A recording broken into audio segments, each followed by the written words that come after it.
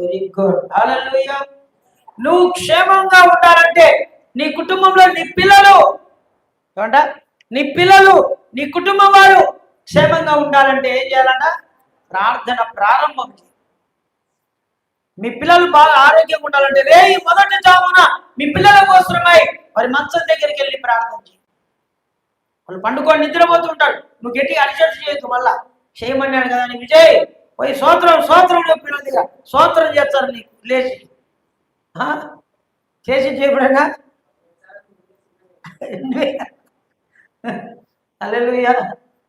స్తోత్రం చేసి అంతే కదా.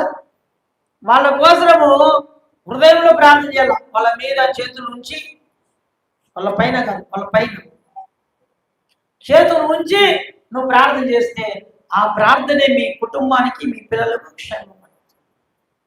ప్రార్థన చేయడం ద్వారా